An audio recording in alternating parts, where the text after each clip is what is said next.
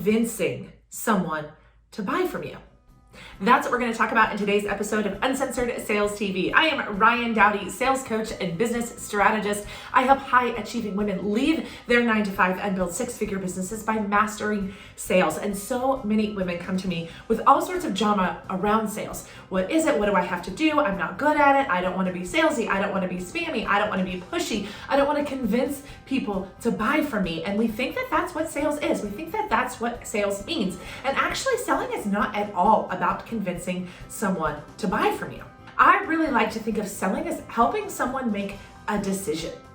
Selling is finding a way to serve someone, right? We don't want to ever convince anyone to work with us, right? That doesn't serve us. It's not a good client relationship. You're not going to get a good testimonial. You might, make some money in the short term, but long term, convincing people to buy from you actually will have negative effects, right?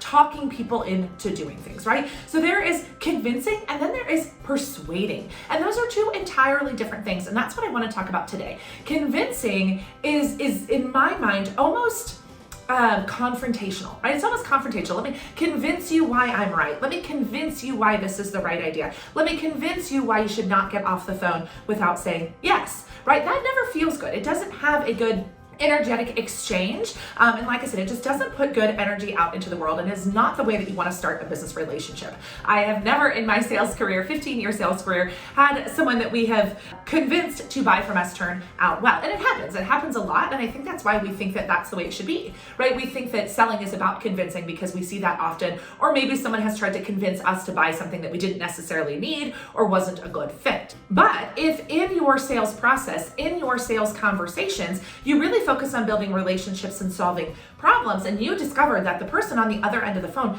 has the problem that you solve and could benefit from your services, you are going to have to spend some time showing them why that is true. And I think that we confuse showing them why you can help them with convincing, right? Which again has very negative energy. And here's why this is so important, because as human beings, we don't like to be sold to, right? We don't like to sold to, but we love to buy.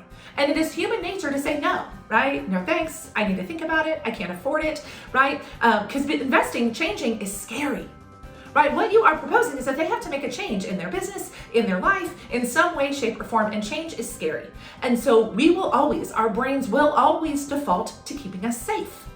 Our brains will always default to keeping us safe, which is why people often will say things like, well, I need to think about it, or I'm not sure I can afford it, or I'm not sure that the timing is right. And it really has more to do with the fact that they're not 100% sure that they're going to be able to get the result that you're promising them, then they are not interested, right? And sometimes people are not interested and they can't just say no, but I find that to be a very small percentage of the time. Most of the time, the objection in and of itself is not actually what they say that it is. And like I said, this is where people think we need to put on our convincing hat and we need to go to work like strong-arming people into doing business with us. And like I said, I just don't believe in that.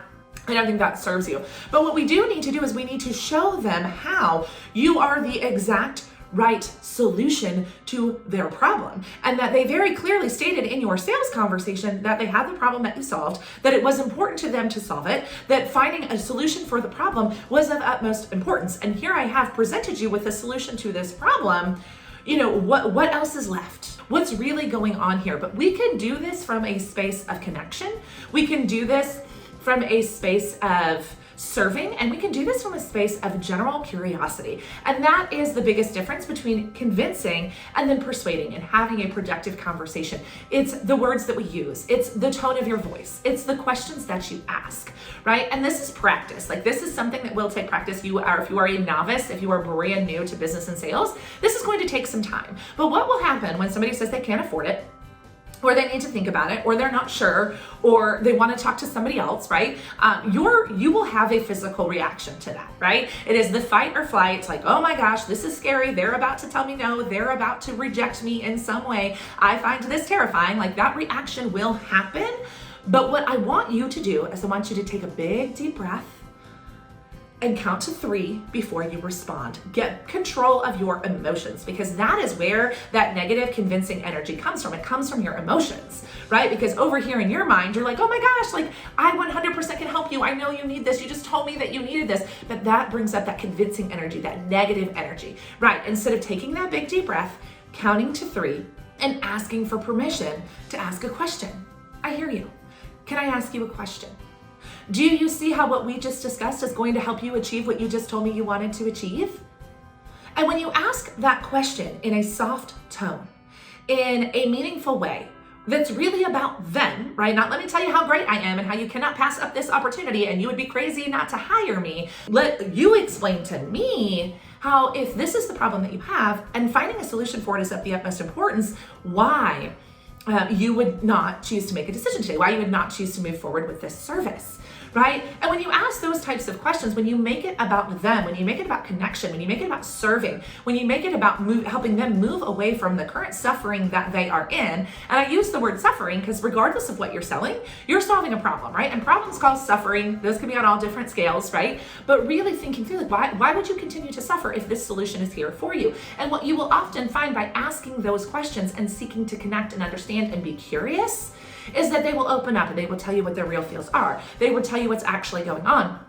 They will be honest with you about their decision-making process. But if you transfer into the, I don't understand, like why would you not, like what's going on, and you have that defensive energy, you're instantly going to shut them down and you're never going to be able to create that relationship in a way that allows them to eventually say yes. Right? So I really want you to focus on connection when we're meeting new people, connection in the sales conversation, and really keeping that heart and mind of service. And really I'm just going to be curious here. I'm just going to be curious here. And that tone that you take, that energy that you bring to the conversation will be the difference between actually being able to overcome that objection versus convincing someone to buy from you, which again is not the desired result. Okay? So big deep breath, count to 3, change your tone, relax your body, ask a question, and just get curious about what they are telling you. Don't judge them for their answers. Don't tell them what you think they should do. Don't make it about you in any way, shape, or form. That is how you overcome objections, and that is how you sell without convincing.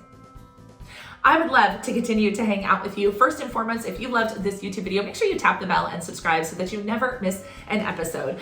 Several places you can come hang out with us. There's the Ambitious Women Entrepreneurs Mastering Sales Skills community. It is one of my favorite places on the internet to hang out. You can follow us at Uncensored Sales on Instagram, at Uncensored Sales on TikTok. And then, of course, if you are looking to leave your 9-to-5 and make that shift from being an employee to a business owner, you have to register for our upcoming workshop where I'm going to teach you those 3 major shifts that need to happen so you can go full-time in your business and hit your income goals. And I'll see you next week.